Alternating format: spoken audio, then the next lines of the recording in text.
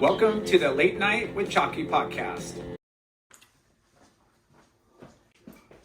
Friends and family, brothers and sisters, welcome to the Late Night with Chalky podcast. Yeah, woo! Our guest this week is yours truly, Late Night, episode 1, take episode 1. So we've had a massive, outreach over the last, few years about, getting ourselves on the podcast and talking about each other. talking about ourselves more. Yeah. And getting to know the Late Night and Chalky characters. So this show's all about me? This time around, this episode is all late night. A lot of people ask, your mom, I know. Your son, your wife, Screw those people.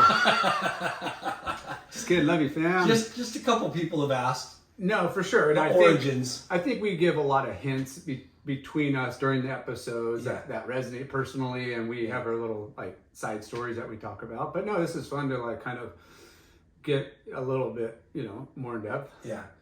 Plus, we needed to fill in. Not even, dude. Our guest list is deep right now. Our guest list is deep, but the hardest part, people ask what the hardest part about podcasting is. Scheduling the guests. You guys, we got kids, family, wives, freaking sports, pre-book, work, deadlines. Yeah. I mean, geez, we've been on the road quite a bit this past couple weeks. Crazy. So we've been kind of pinched for time. No, for sure. But we've talked about this, not just, just doing an episode with us every once in a while, regardless, you know? So it's cool. Start it off, kick it off. Other people do it. Why can't we? Just talk about ourselves? Yeah. I'm pretty interesting. Current events. So what do you think about the WSL this week? All right. Late Night. Yes. Huntington Beach, born and bred. Yes. Fun fact before we start, because you're going to ask where I grew up, Huntington Beach Hospital. Can't deliver there anymore, but there was a little hospital here in Huntington Beach. Where? On Beach Boulevard in Talbot, next to Good Shepherd. Is it Good Shepherd? Yeah, maybe. Right there on Beach Boulevard and Talbot. Yeah, between Talbot and Slater. Oh! There's a hospital, but yeah, it was Huntington there. Beach Community Hospital or something like that. It's still there, doctor's offices, but my birth certificate says Huntington Beach was really rare because it wasn't open that long. But yeah. Yeah, because I think the girl's dentist is in that building or the building across. Yeah. What a trip. But I grew up in Huntington. My parents were local growing up, Westminster, Huntington Harbor for a little bit. My mom on her side of the family, but they went to Westminster High School, and just we heard your stories. My dad used to bike from Westminster, go down Golden West, and not quite as far as Long Beach, bro. Not even close. But that was but Tolar probably had cement or stone wheels like the Flintstones. Yeah. But no, so I think he picked up surfing in high school, and my parents were really young when they had me and my brother, and I have a brother, Kevin, he's just about 4 years older than me. And my parents were really young because I think that generation was 18, get out of high school, hippies, right? Start a family, get a job, move out, the whole thing. So I think 18, they're married, my brother right soon after, my dad is a couple years and me, 4 years later. So they were young 20s, when they had us. So it was cool because, at the time you don't know, but we were pretty outdoorsy and active, and it was because my dad was young and, virile. He's towing Lar. Yeah, he is a freaking stud for sure. Still is. Yeah. Has he always been a finished cabinetry guy, or? Nope. So he started off in construction, I think, as a framer first. Got a job doing framing, and then quickly found out there was more money in hanging drywall.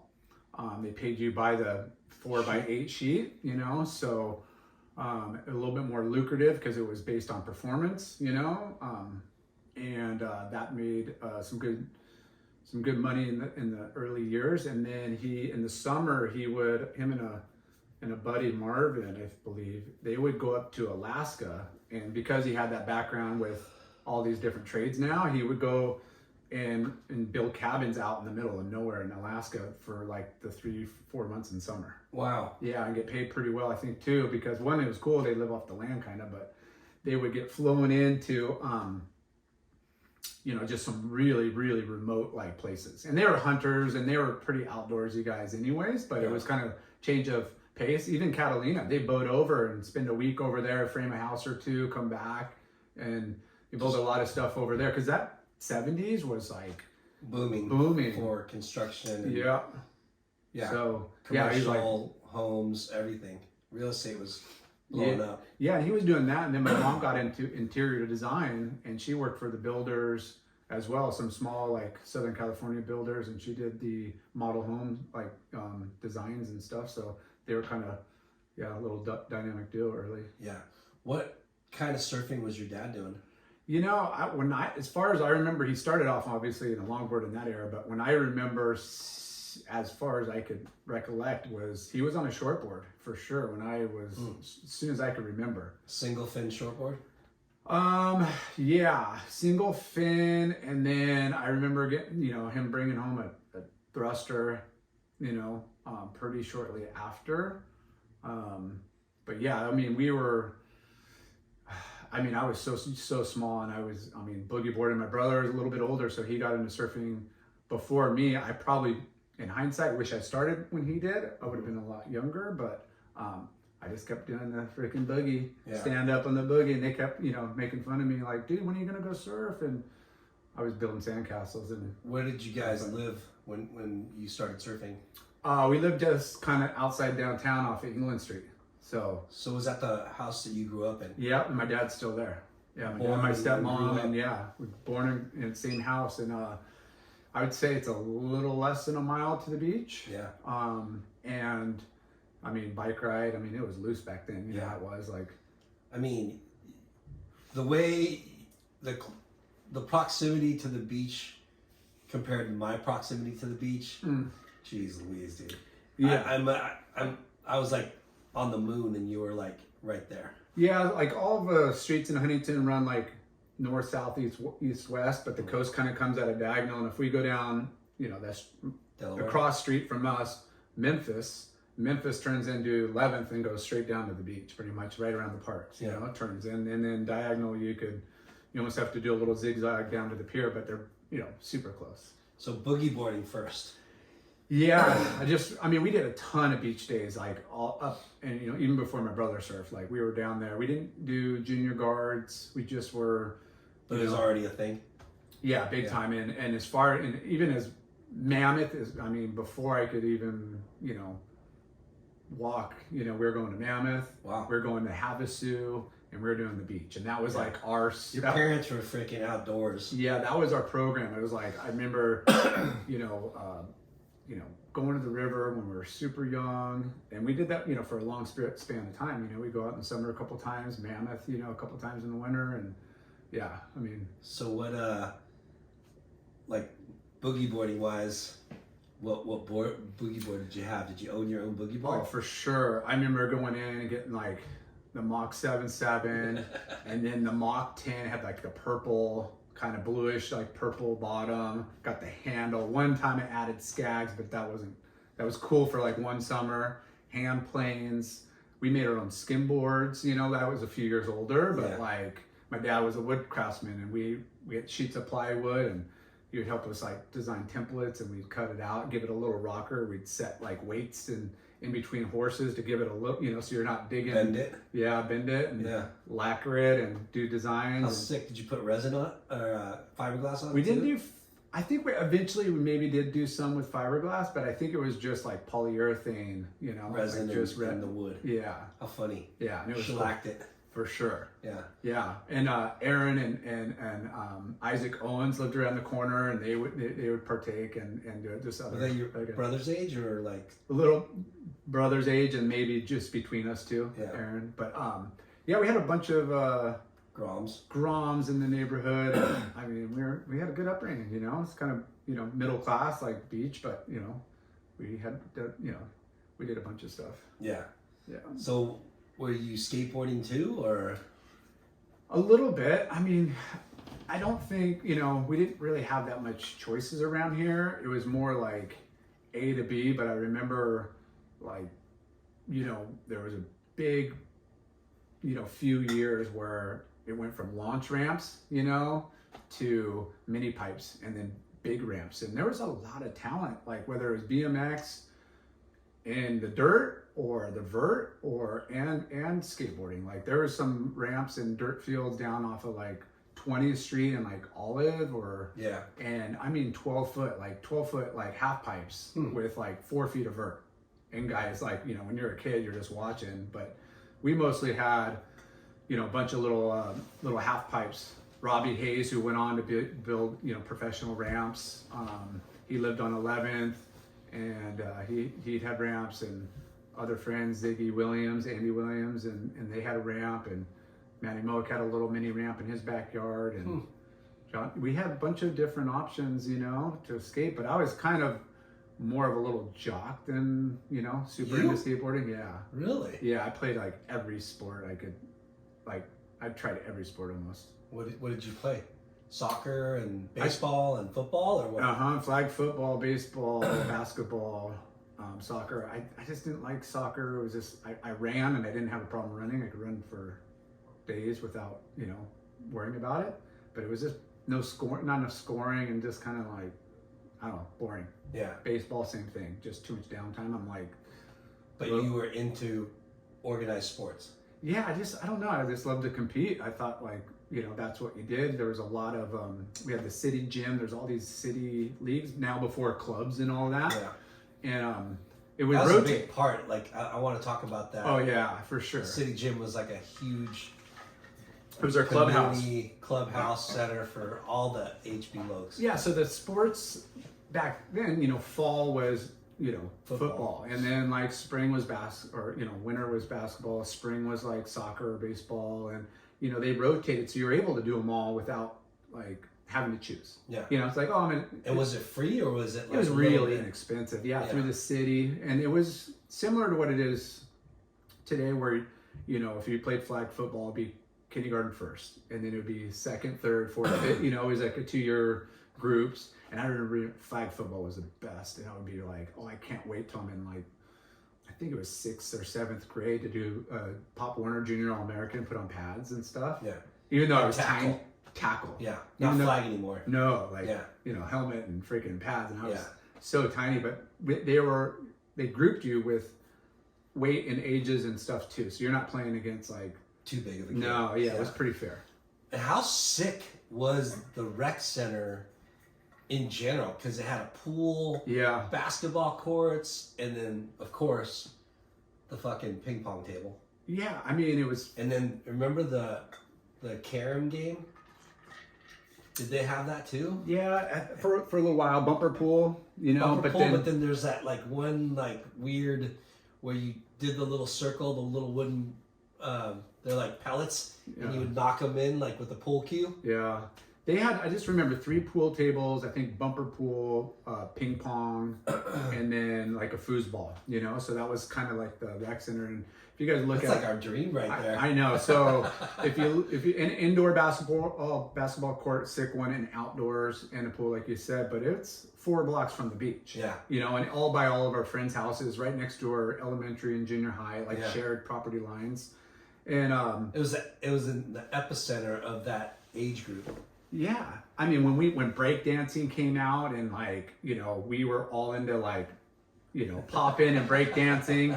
They had. I can't picture late night trying to pop and lock. Oh yeah, you guys should see me right now.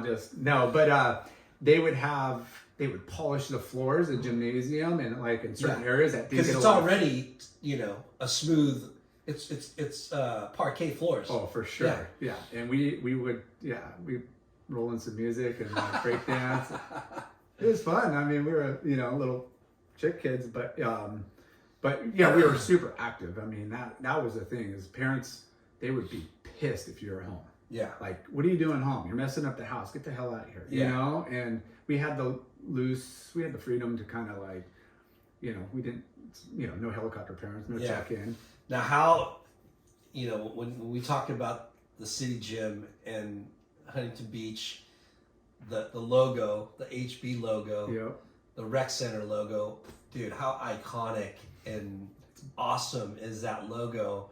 And that must bring back memories for you. For sure. Because you see that every once in a while that people use in their companies or whatever, but... Yeah, if you look at the label, it's got the ocean, and it's got the sports, and it's got the... It's like an Atom or something? Yeah, Atom. Yeah. Yeah, because of Boeing and all that. Yeah. You know. But what a...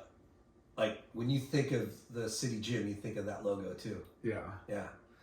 But I mean, as a kid, you kind of just do, you know, trends, I guess, in different age groups. And I mean, we were super into BMX and doing, you know. What kind of bike did you have? I mean, I want to say a Diamondback, all chrome. You know, you talked about like, you know, the colored rims and, you know, it was all about. Anodized, bro. Anodized, sorry. It was all about like popping your grips and you know the like Oakley grips. Yeah, and you could swap out your spike pedals, you know, and remember when people would put the pegs so you could ride your bros? Yeah. I mean, yeah. And, how sick was that? Like, but like, so, you know, the city gym was, you know, more of like after school kind of hangout, you know, and it was more when we got to junior high than earlier. Yeah. You know, that was kind of the adolescent like hangout. Yeah. But there, you know, we would go before even the beach. Yeah. Like for sure. That was your spot before you would hang out at the beach. Yeah. Tower 2. And even when we were going to the beach and we'd be like looking at the wind in the afternoons, like blowing out, we would just, you know, go there straight to the gym. Yeah. Yeah. And play, you know, we played a lot of basketball and pool and just, you know, fart around, play ditch 'em, tag, you know, like just all the kid shenanigans. But like summer downtown is when you would get like, it's almost like a little mini Venice Beach. Like it'd bring out all these like talents, but also weirdos. Yeah. And there was an arcade, and when we were young, like arcades were the jam. And there was an arcade underneath what is now Duke's, where Sandy's is. Yeah. And it was seedy, but it was like, that's where probably a lot there's famous pictures of kids skateboarding underneath there because there's like a little berm, but then there's like that thick chain and pier, like wannabe pier. Yeah. But people would still skate it.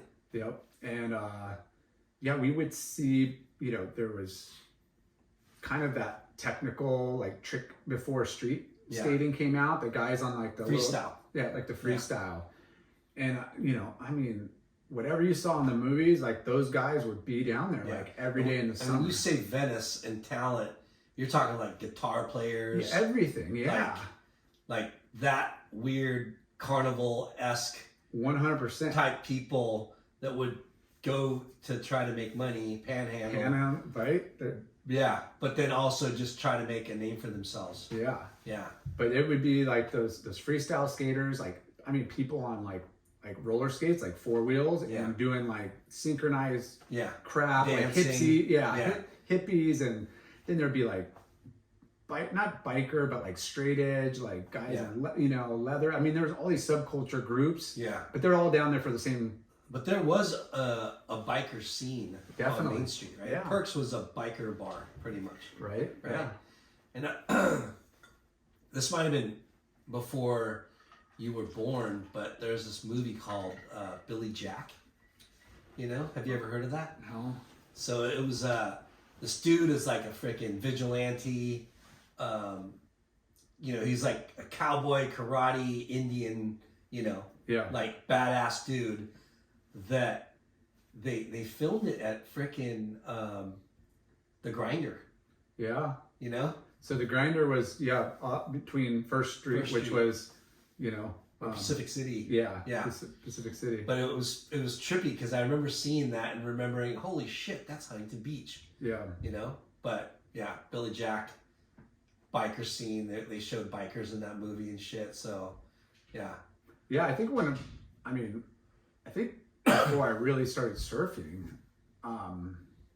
we used to, my dad, you know, like I said, we go to Havasu and we'd have a kneeboard. My dad was a 6 single skier, you know, single blade, just laying it down like crazy, like super athletic. But he would throw his surfboard in with us, and we would surf behind the boat. You had a half length rope or really close, so you could hit the white water, and we would get stopped like all the time. Like people would trip out, like, what are you guys doing? You know, because we're like, well, you know, my dad's like, yeah, we live in Huntington, we're surfers, you know, like, yeah, and dude, we're fucking surfers. Dude, we're fucking surfers, and it was cool because like it was just. I mean, at the time, I just thought it was fun standing up because the kneeboard's kind of boring, and the skis are cool, but they didn't have all the killer floaty like inner tube, you know, like it was kind of limited on like what you could pull behind the boat. Yeah. But so tell us about how you got into surfing. Dude, I think just years of going down to freaking Oceanside and trails, you know, down in Stone Onofre and Mex, and you know, like just getting kind of clowned on because, you know, I was kind of just wanted to play and hang out and not really. How old were you? I mean, if my brother started, I was probably like 7, 8, you know, like when he's like surfing, you know, dad's surfing, he's surfing. Yeah, so he's 11 or 12 years old. Yeah, he's like 12 and I'm like, like 7, you know, 8, you know, maybe. And I just was like, you know, whatever. Yeah. And it wasn't like they forced. I just, you know, my brother had a board. I mean, it's not like my dad gave me a board. I was just boogie boarding. And then my brother got I think it was when he got his second board, and it could have been who knows how long between his first board and second board, maybe a year, maybe 6 months. I can't recall, but I remember him he actually went from a twin fin to a single fin. Carl Hayward to a Randy Lewis, I believe. And Bud Lamas single fin, you know, so he got this single fin and I got the smaller. It was, you know, probably 411, but you know the nose was reshaped, you know, because it got, you know, probably hit, you know, rocks or the pier so many times, and I got what that. board was that? It was, I want to say it was a Carl Hayward, and my brother, I think that was his first, and I think he got a single fin. So you got a twin fin? Yeah. Okay. And then so soon after that, I may have rode it, you know, for a summer or a little bit. And then my brother got like a custom Robert August. You know, that's when like we both were, you know, I'm following suit. You know, I'm just kind of like. Now you're hooked. Now I'm kind of hooked. Yeah, I'm kind of just. Now I'm in the program. You know, so wherever they're going, I'm going, and yeah, I just remember little reforms at the beach. Anyways, like. You know, you talk about milestones and stuff, and I remember just beaching little like reforms on Northside. Yeah, on the twin fin. Yeah, yeah, like in the summer and just paddling out, getting like the current, making sure you don't get sucked out through the pier out to the outside. Yeah. Like as soon as you get past the first tee, kind of take the current over, and you know, just so you don't get sucked out. Are you? What was it south side or north side? North side. Yeah. Because I mean and most of you guys, most of the locals, and prefer north side. So there's two things why that was. One, because we're mostly surfing in the summer, which the south swells come. That way you get the kind of stationary wave. You know, it's summer. You know, like that's when we're spending more time at the beach. Yeah. So that's when Northside starts working. So that's one reason. And then two, they used to blackball Southside. For those that know, blackball means they close surfing. The beach is down for surfing. Yeah. So south side, it would be open till it could be, you know, depending on the day, the weather, the size of the waves, but usually 9 or 10 in the morning, 10-ish. It was closed all the way from the pier to River Jays. Yeah. I think there was one spot at like Newland. It still is. Yeah, I think there's one. Still gets blackballed in the summer, guys. I do think in the state beach side, once you pass the beach, there was maybe a spot in between two towers, but I don't recall. Yeah. And then even north side, like at the apartments, like Tower 6, it blackballed there to the cliffs. So, you know, growing up, we're on bikes or, you know, I'm not going to River Jetties unless somebody, you know, I'm hopping in the car with dad or brother or somebody. But it was like, that was north side, you know? So how old were you when you got hooked? Like 9? So I surfed a handful of times, and it was 4th grade summer going into 5th grade. So I was probably 9 turning 10. Yeah. You know, my birthday's in July, so I think it was that 9 going on 10. And the reason being that I remember getting hooked is there was 2 dudes the whole year. Our elementary went, K through 5th, and then junior high is 6th through 8th. And I just remember being in 4th grade, and the two coolest dudes at school, Justin Brooks and Jason Russo, those 2, they were 5th grade, and they rode for HSS already, or they had stickers, like they were kind of the downtown boys. They were 5th graders, and they were whether they probably sucked, but as us as 4th graders, like it didn't matter. Shit. They were like, I want to be that guy next year. Yeah. So it was all about being cool. So they're a year ahead of you. Yeah. Okay. But it wasn't even about like, I've never watched them surf. I didn't know. They just the surfers. Exuded style and what you wanted to be. Yeah. And at that time, I mean, I'll have to pull out these yearbooks, but like 3rd, 4th, 5th grade, your mom's trying to put you in a collared shirt and look fancy for your like school picture. Yeah. And I'm wearing like a tore up like TNC shirt. And in the picture, they don't really want logos, but right before they shoot, I kind of scoot up, and you could see maybe just the little bit of like frame of the TNC logo. And I remember this shit because I was like, I'm a fucking surfer, and I wanted to like, I don't know why it's funny, like, but I wanted to have the logo in the shot. It's so weird. Yeah, of course. I'm a fucking kook. Yeah. So Justin Brooks and Jason Russo were the guys you wanted to be like. Yeah. And they were 1 year ahead of you. Yeah, and you hadn't really seen them paid attention to surfing. They just acted cool and it seemed like they had their shit. Yeah. Like they were cool. They were cool. Yeah. And there wasn't a lot of surfers in that grade. It was kind of like 6th grade where you now are getting infused with a lot more kids. And I remember Scotty Klein, he was a year older than me, but Ryan Bullock. But that 1 year, kind of grouping was definitely like we were all. What elementary? Smith. Yeah. And then you went to Dwyer. And then Dwyer, and those are both downtown. Yeah. And next to each other. Yeah. So I think we all, I think I surfed obviously all year that year because I remember getting full suits. So that winter, 5th grade, I remember like surfing a lot.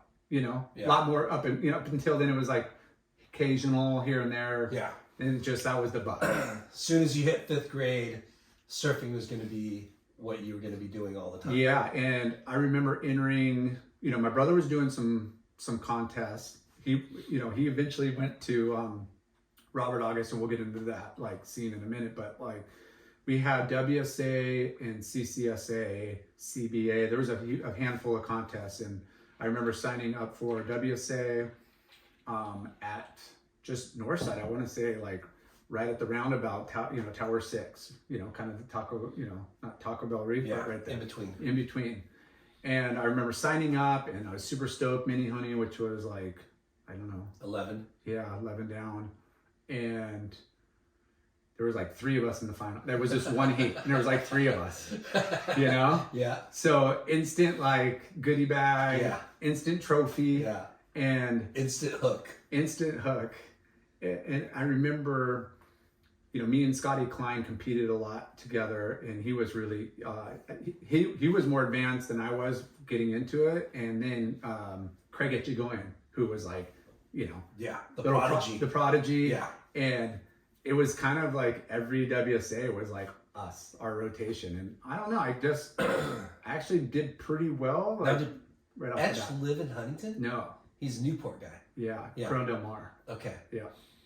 But that was his local spot, like the pier. Craig was his dad, entrepreneur, businessman. He had a bunch of different businesses. He actually had a surf shop partner. He was on a partnership with a surf shop on Main Street with Doc. Mad Labs. Yeah. And they had, I think he was also involved in Team Gear. I think he was like kind of one of the. Anyways, he was involved, and Craigie was, he was hardcore. Yeah. And for those of you out there that have heard of him or not heard of him, but Craigie was a short and stocky, always has been, goofy footer, little pit bull. Little Tommy Carroll. That was his, Yeah. He rode for Quicksilver pretty early, right? Really early, yeah. Before you guys. Yes. Yeah. But yeah, he was destined to be a freaking star. For sure. Yeah. Charger, I just remember. Dad was gnarly. Yeah, Dad was gnarly, but I remember way before even, and he's a year or two younger than me, and I remember him just, I don't know if he had a choice or he was just crazy. I think both. Yeah.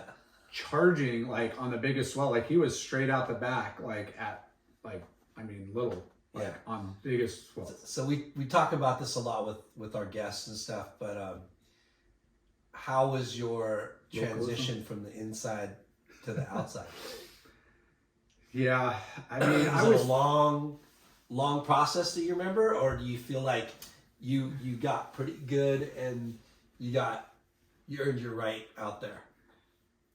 I think I had to pay my dues for sure. And how long was it though? Was it a year, 2 years? A couple of years for sure.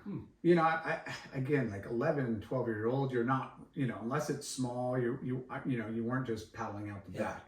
And you have an older brother. Yeah. Now, was he out the back? For sure. Yeah, he was like, and would you like think about that? You'd be like, whoa, my brother. Kind of, it'd be like, you had, he was a different circle of friends, big boys out the back, all them, and then us little rats inside, Yeah. But we all hung out on the beach and we all had, we were all friends, but yeah, there was no brother, he'd come out here, I'm going to push you into anything. Nobody pushed us into anything. If anything, they were dunking us, telling us to do it, like it was tough love for sure. Telling you to go back to the inside. Yeah, like, dude, girl, get off the shoulder, get out, go back to the kiddie bowl, and it was wild, you're like, nowadays it's like you're trying to encourage and get the kids in and psych them up. But yeah. It's funny because, you said that in the water, there's a separation. Oh, for sure. But on the beach, everyone's hanging out. Like, it's totally different. Yeah. And it was all on, I wouldn't say all, but mostly it was on ability, like, and respect, but it was also the gnarly dudes. So there was kind of that, and I think it's everywhere and it still happens today. It's like either, you're just the scary gnarly dude that's just been out there and paid, like this is my lineup, or it's the hot ripper that kind of earned it too, but those guys could be a little bit more, cocky and arrogant or whatever. The old, crusty dudes are just bitter and pissed. So who, if you can remember, who were the gnarliest dudes out there? Steve North for sure. When you say gnarly, like, did they just give people shit? Oh, dude, they beat people up. Yeah, just snapping fins off, beating people up, sending them in, gone. Like lifeguards would just turn a blind eye, and there was no, lifeguards didn't want to get involved. Yeah, like they were like, I didn't see Steve anything. North. Steve North was gnarly. Benny Westbrook was gnarly. I remember that guy. He's like big, kind of not chubby, but big. Big. Now, was he a good surfer? He kind of ripped on a longboard. I've never seen him on a short board. He was a kind of a longboarder dude, but like, we'd be hanging out and like, he would take like pennies and like bite them and like try to tear pennies and bend them in half with his teeth. He would tear like yellow page books in half. Like he would muscle and rip, like like talking about like Shrek strength, like he would, he would collect some money, like, like just in front of the shop talking crap, and people would be like, yeah, you can't do that or whatever. And he'd, give me $5, give me 10, and after, he got some people to throw in some cash. Yeah. He would sit there and just freaking muscle it and, work it and rip a freaking book, which is.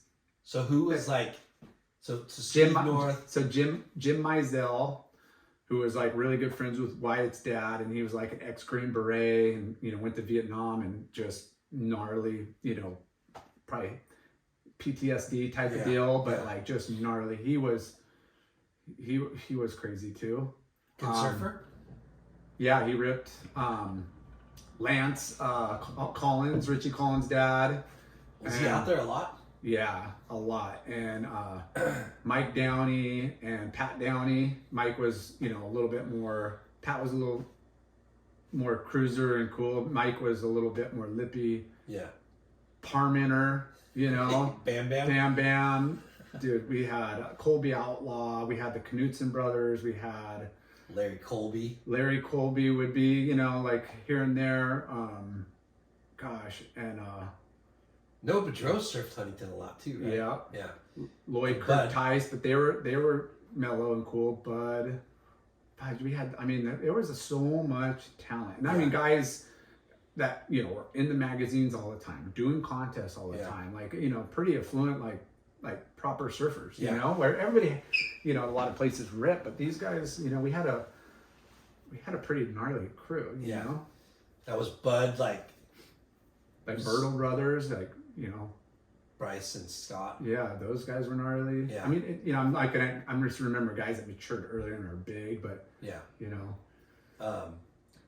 Was Bud just like one of the best surfers you would see out there too? For sure.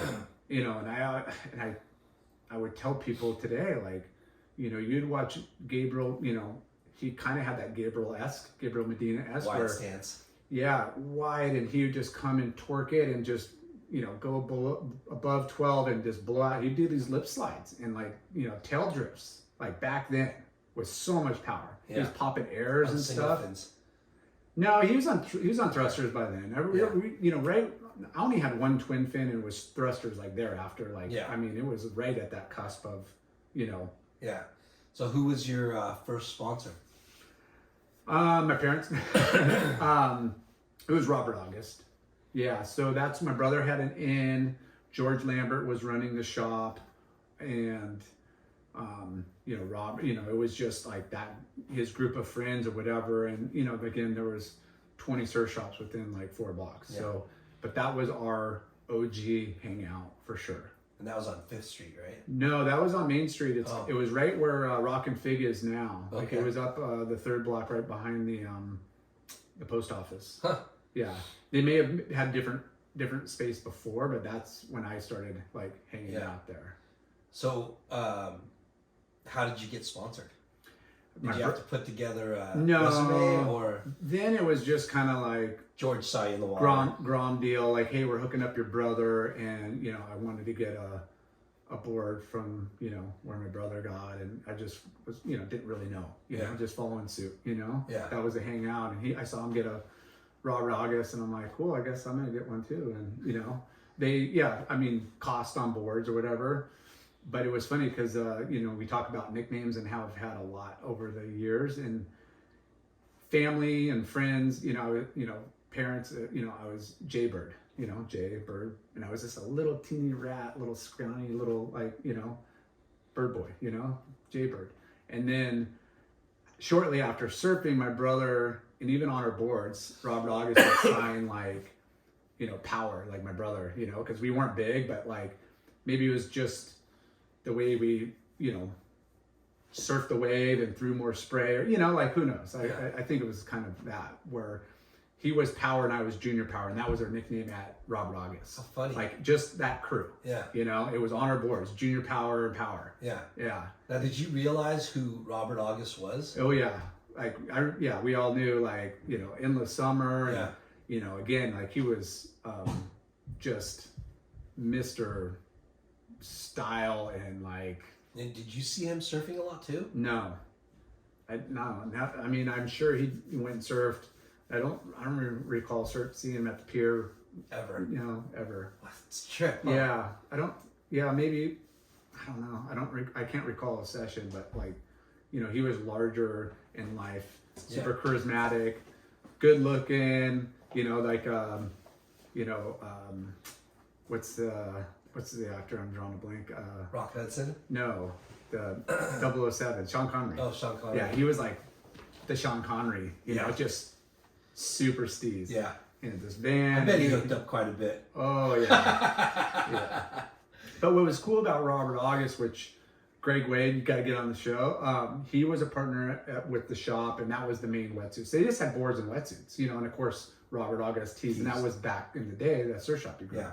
You know, counter case full of, like, you know, wax and, you know, a couple accessories, ding repair, and then some like printables, and then it was just wetsuits and boards. Yeah. And most of the shops were like that, you know, until, you know, a few years later. But that's where you got your exclusive, like, Victory wetsuits out of, and you could custom order. So kind of hand in hand, I was, paying for boards at cost and then getting Victory wetsuits, but, I was getting custom colors, like, oh, I want to get this. And I remember for the summer, we couldn't afford more than like one suit. So I would get the short john and then the long sleeve vest. So it acted as a long sleeve spring, or just the wetsuit jacket or the long john. So and it was red. You created a convertible. Yeah.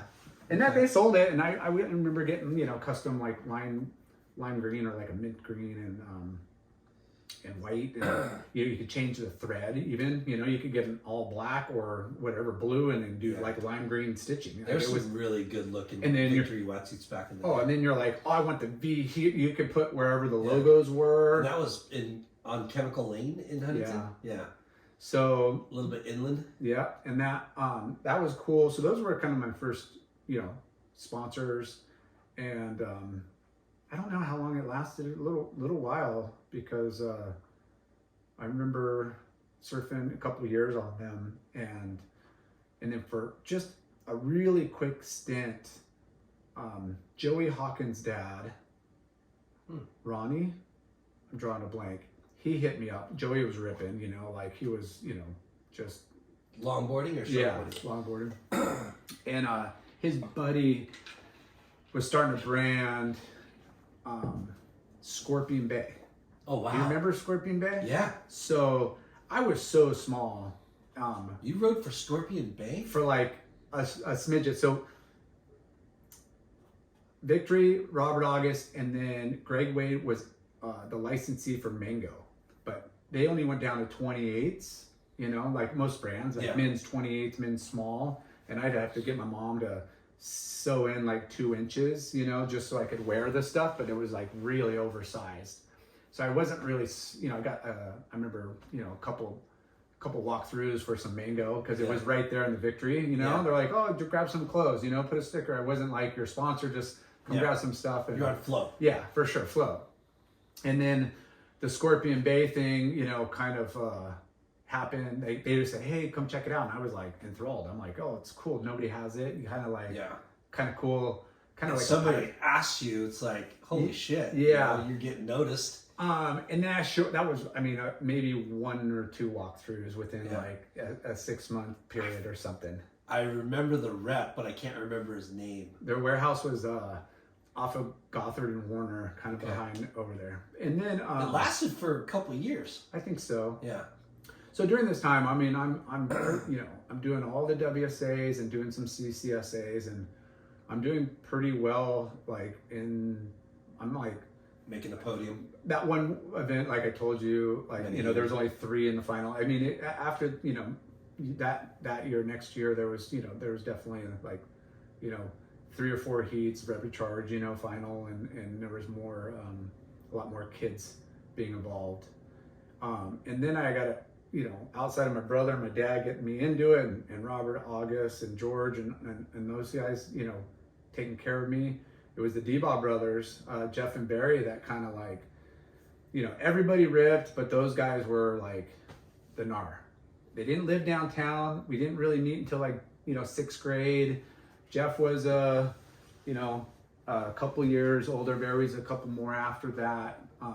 But you'd see him in the water. For sure. You'd see him at the beach. They rode for the surf, and they had 10 ponies, and they were gnarly. Like, they were like, well, who are these guys?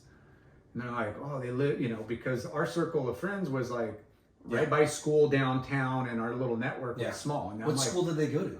I don't know. At Talbert, I forgot. I don't know. So they didn't go to Dwyer. They did go, but I was elementary. You're kind of, there's a lot of different elementaries, but junior highs, it's either Sowers or Dwyer. And that's when they came. Yeah, so they were at Dwyer. We started connecting, and just was gravitated towards them because they ripped, but they also kind of took me under the wing, and that's when I learned about NSSA. Oh, we should go do all the NSSAs. Yeah. And they are sponsored by the surf. They were sponsored by the surf. For Pony. Yep. Jeff had OP and was kind of in deep, and Barry was Quicksilver, and I got on Timponi in the surf. So were they the hottest surfers? For sure.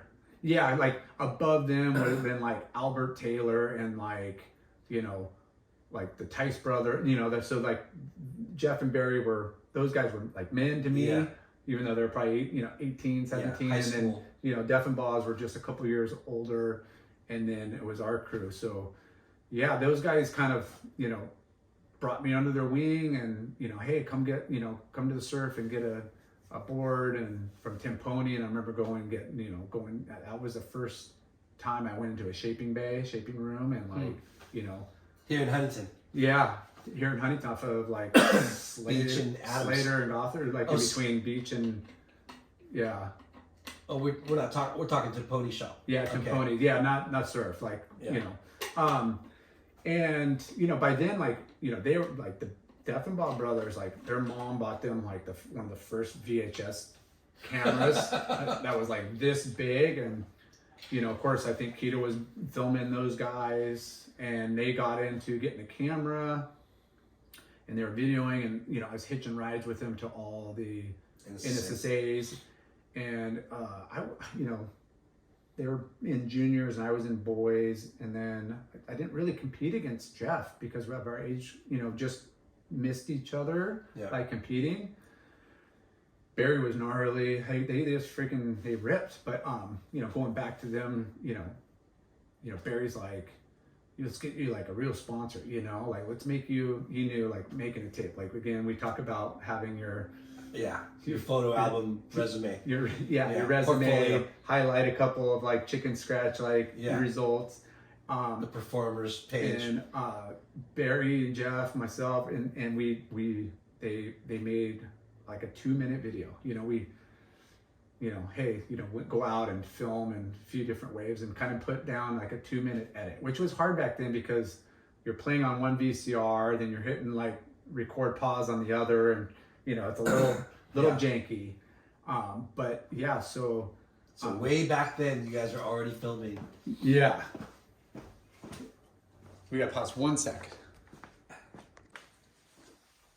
So we made this edit, and you know, Barry was on Quicksilver. He's like, we're gonna go show Danny Kwok and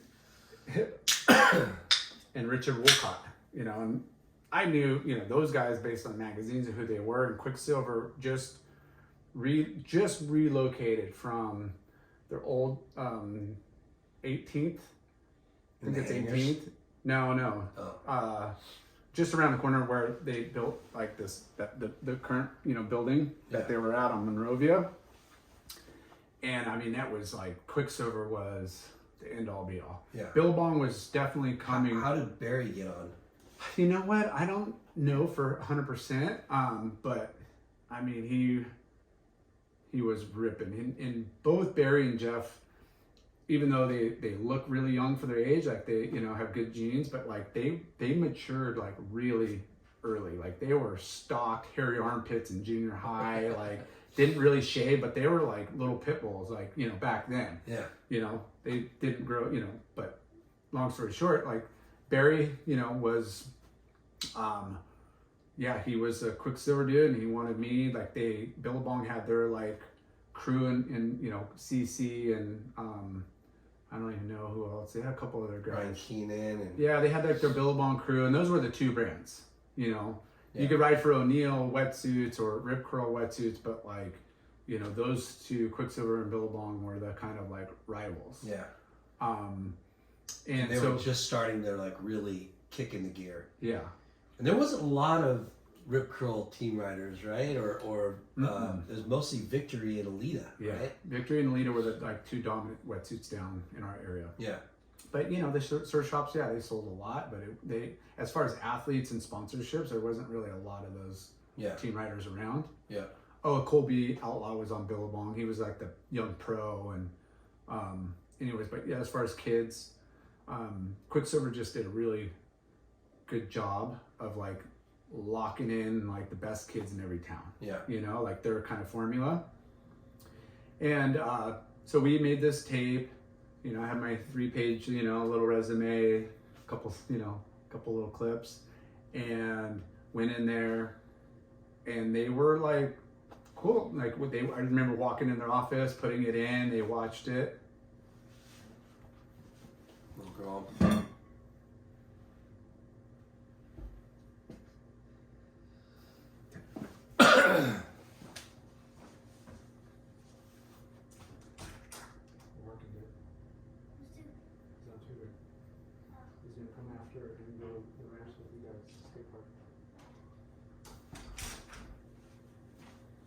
getting interrupted. Like what I remember walking in their office, putting it in, they watched it. They watched it. Okay. Ready? Yeah. Yeah, and I mean, a young kid going into this massive like building in front of these like real like corporate like big world bigwigs. It was like so intimidating. And it's crazy because it's Danny Kwok. And you know, at the times I'm like, yeah, I knew who they were and stuff, but I was just super nervous at like, what are they gonna think? And like, you know, they're gonna like, hey, thanks later. I suck at surfing. Yeah, and yeah, I just remember like walking out of there and they're like, yes. So did you watch the video with them? Yeah, and I think we just like watched it, and then because they had a little little hangout, like had a couch, a little lounge area, a little TV, VCR, and it was cool. They were like, right on, man, like let's get you set up, and we'll get you like walk through and some stickers and stuff, and it wasn't like anything super formal, but I do recall like after that was like, okay, we're gonna send you like a 2-page like contract, like a conduct, and like they had a legitimate like little amateur like program. They, they're like, because we're listing all of our results and the contests, and by then I'm doing like the NSSAs, WSAs, and all this, and then that's when like I was blown away about getting clothes and stickers was one thing, but like Richard Wolcott was like, hey, yeah, like, we're gonna pay for all your like contests, and like we'll reimburse you for everything. And I just was like, you make the final, we reimburse you. I don't even think it was that. It was just like, hey, just like bring in your your receipts or copies of your checks or whatever, and like we'll get it covered. And I was that's like, a huge deal, dude. Huge. It ain't Mango or fucking Scorpion Bay. No. It's like, whoa. It was like the best brand that you could ever imagine. You'd rather ride for them than Billabong. Yeah, and I mean, there was the pressure was always there. Whether your parents paid for the events, and you knew how much it cost. Like I remember WSAs either being like $25, $30, $35, or some NSSAs were like $50, and they were expensive. And I'm doing an event every weekend. I'm doing there's rare as I had weekends off. I was like, and I loved it, and it was like that's what we did. Like I was so stoked to go surf up and down the coast somewhere different. Like, oh, where's the contest at? What's that place like? Going back to that day of because think about that anticipation when the night before, right? You have the video, you have the meeting set up, right? Yeah. And that night before, you're like, holy shit, I'm gonna meet with Danny Kwok tomorrow. Like, because you for me, I can imagine it being like, holy shit, you're losing sleep because that next day you're like, I don't even remember being nervous or anything. Really? I guess I just remember like, I mean, the night before, I just was like hoping that, they liked my surfing, like, Yeah. I didn't expect, hey, I don't know. I wasn't expecting like. Did you expect them to say yes? Like, because when you're doubting yourself, because you do, most people do. It's like, am I good enough to surf for Quicksilver? Right? Yeah. Like, is he gonna go at the end of him watching the video? Right? Is he gonna say, "Hey, man, you surf good, but that definitely I feel like was part of it. Like I was just like, man, I got good results. I got good contest results, But those is one part. Watching the video, the other, and I think that is once they see your style and interact with you, and I felt my surfing hopefully will kind of speak for itself. In a way. It's kind of cool to hear how you guys took it upon yourselves, right? Like Barry helping you put together video, resume, and it's really cool that Quicksilver at that time had people really going through the process of putting kids on. Not like, you know what I mean? Like not it seemed legit, and you guys had a contract and everything, so it's so much more legit. Where when you think of like something like that in its infancy, Yeah. you'd think, oh, he's good, he's bad, he sucks, so he's not on the team. Yeah. Well, But like you guys went through a cool well, process. Jeff, I mean, he had a name for himself. He was on like the national, NSSA national team. That's Already. Like, yeah, like he was like he was the machine. Barry is a little bit more of an outcast. He did contests, but he wasn't like die hard like Jeff. Jeff was just like contest machine, and I kind of fell under like that. I had both. I like both. Yeah. I mean, I love Barry's style, and he was like larger, like he was like the Richard Cram of our era, like when we were little kids. And those are the guys we're watching. Dane Kealoha and Richard Cram and Elkerton and Tom Caron and Aki and Potts and all these guys. And like you always look at somebody and associate Chalky, like you surf like Aki, like everybody has their little thing. And Barry was like the Richard Cram, like and Jeff was like the Shane Horan, like just super polished and never falls and just in the right place at the right time.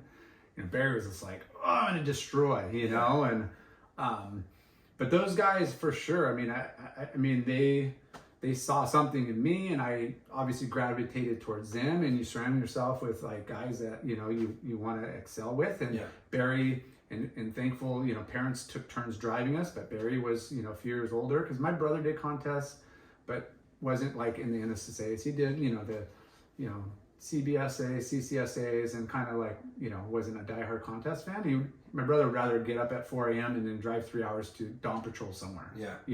Soul surfing. Yeah, and that, I owe it so much to him too, because like I was a little brother, little shit, like just as brothers are. And, adolescence comes along, and I think as soon as he turned 16, he would sometimes, jump on a car ride and go somewhere. Sometimes it was with our dad, but when he turned 16, it was like weekend warrior somewhere, The days I wouldn't have an event was like, he's going to Blacks, he's going to Oceanside, he's going to Cardiff, he's going up to, Rincon, Malibu, he's going somewhere every weekend. Like he was that diehard, like up at, lunches made, cars packed the night before, and we're out the door at 4.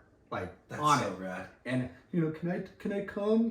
Like I just, it got to a point where I just knew, okay, I can't be a kook anymore, like I gotta be cool. And of course he would rub it. You got to clean my room. You got to make do the dishes. You got to make the lunches. You got to do this. You got to wash my car. Made me pay for it a little bit. But he knew at the end, he knew deep down he was going to take me anyway. But he'd make me sweat it. I don't know, dude. I got so and so and so in the car. I don't know if there's room. I'll sit in the back in the hump and on the corner. I swear, like. What kind of car did he have? So at 16, he got this sweet little Mitsubishi Montero. Is like a little box, kind of like a Jeep, but like Mitsubishi style. Yeah. So 2-door with a like a back seat with the wheel wells. Yeah, bench seat with the wheel wells with like just enough space in the back for like gear.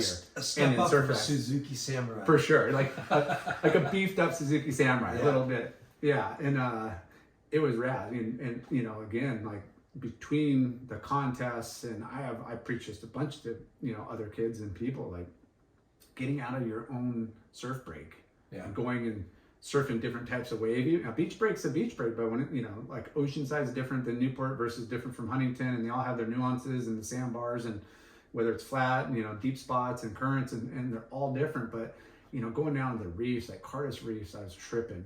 Like Seaside, what? Like just exploring wind and sea, pulling up in the morning, and I'm like, what is this spot? Like, where are we? Like old trusty like AAA maps. Like that's what I'd look at and be like, where are we going? And I mean, there's a whole nother world difference. When you Grom.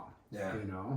And some, same thing with the contest. They would, some, not some would be in exotic locations and some wouldn't be, but but yeah, that, those early years. And I think Quicksilver, I was 6th grade, 7th. So I was, like so young, 13, 12, 13, probably about 13. Getting contest paid for and the best clothes.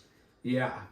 And you got your box, and you were just like, and team stickers. Yeah, you're floored. You're just like, so you were riding for Quick, surf, Tim Pony, the surf too. Yeah, I mean, You could talk to them. We interviewed them. They're like, Yeah. yeah, just all the different balls. I'm like, dude, I had laminates and I wrote Timponi, and you could ask Timponi, like, I got custom board, whatever, Yeah. But it's definitely not the D-Boss. And then I remember Dan Horgan, who's, another good friend who was one of our surfing groups, and Dan, because he lived off of like 20th Street, Surf and Sport on 15th Street was his like jam. The surf was close to me and D-Ball, like we go downtown, and I just remember like, Dan like telling me, he's like, you should go get sponsored by Huntington Surf and Sport. And I was like, I don't know, the surf was kind of going through, a weird phase anyways. Yeah. I don't know what was really going on business wise, but it was kind of like, he kind of introduced me. I don't know if it was like Hage, Chris Saenz or like Pie no, it wasn't the Pies at first. Reader. I don't think it was either Yogi, Pie, Darren, or Dana, or one of those guys. That get on the team. I think I was a 7th grade. Kind of the ripper at Dwyer, and I think within a couple of years, it felt like just from 5th grade to like 7th, even though it's like the short period of time, so many changes, both in like sponsors, board switching. Who was your main rival in Huntington? Like your main rival that in surfing contests and stuff. Even just out in the water, Horgan? Horgan, he surfed a lot the cliffs. He wasn't really a pure kid. Scotty Klein, Squid, kind of were like my surf buddies a lot. I don't know. I just looked at like all the older dudes. Yeah. So like Colby Outlaw, like the Tice brothers, and but were you starting, surfing with these guys? Was your surfing? Did you feel like, holy shit, I'm surfing pretty good? Were you starting to gain some confidence because you're picking up sponsors? Yeah, I was definitely cocky for sure because of like NSSAs and like contests, and all my close friends, the only deaf and ball really like Maddie and Horgan, and they maybe done a WSA, Ryan Bullock, Squid, and those guys, but like Etchigoyen and like the D-Ball brothers were like, those were my Huntington, those were the Huntington like NSSA guys. Yeah. There wasn't a big group of us going and traveling doing NSSAs. And that was fine, it was like I had my, and till this day, it's like, you have your homies that you grew up with and, did everything together, sleepovers and, shit kids and skateboard and BMX and all that. And then you had like your surf, surf buddies. Yeah. But it did keep me out of trouble. There was another kid, Damon Lettieri, Frankie Vela, Robbie Hayes, and this little group off 11th Street. And there was, a good group of guys. Aaron, I'm drawing a blank right now.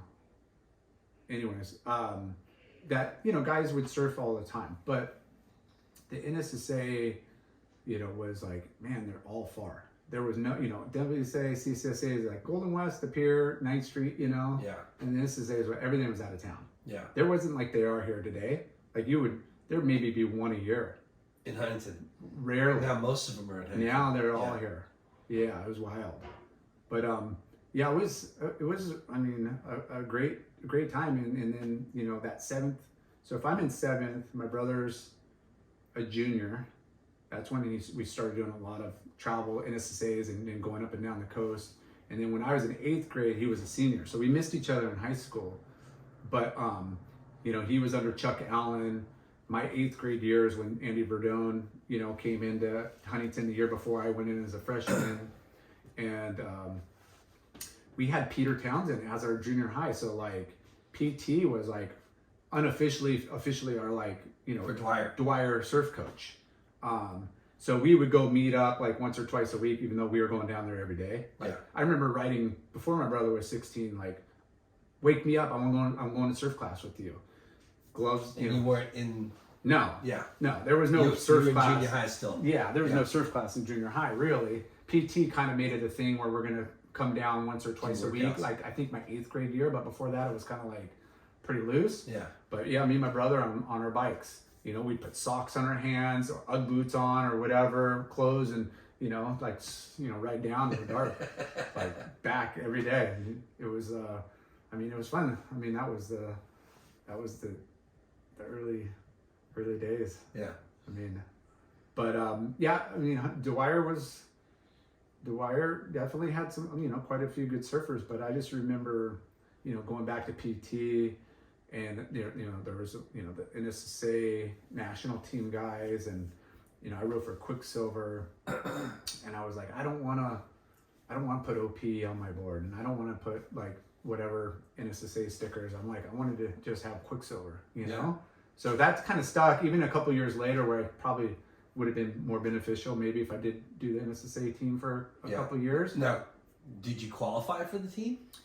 Yeah, they took like the top 10, you know, or something like that, and then they'd have some like regions and stuff. And I made pretty much almost every like NSSA like national or USA championship. Like I was always invited, and I'd usually make like semis or finals that I would just fall, you know, I would peak or gas or not get the right waves, and I'd always finish like, I think the best was like a third. I thought it was like 4th, 5th, 6th or something like almost like every time I made the finals, you know. And the contest machines would be like the Shea Lopez's out of Florida that come and just blow everybody away, or you know, some contest machine, you know.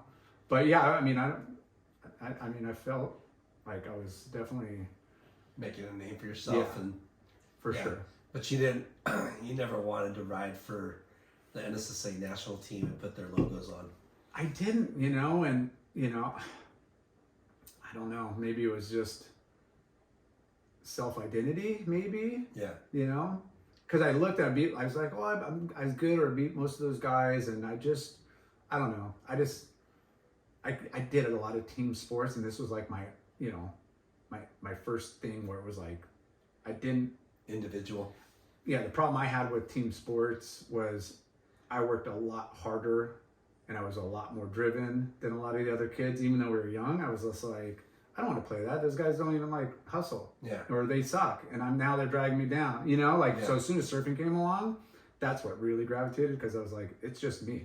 Like I don't have to like count on somebody else, rely on anybody else. And you know, some people definitely you know, excel in those like situations, and some, you know, prefer that they need that uplift and that bonding, that you know, boy camaraderie or coach, you know, kind of aspect. But yeah, I don't know, we had our own little deal. Yeah. But let's wrap it up there. Okay. Around 8th grade, you know. 8th grade. Yeah. Right before you get your first job. Pretty much, and before I freaking cross paths with you. All right. Beautiful. That was the first conversation with Jay Late Night Larson. Yeah.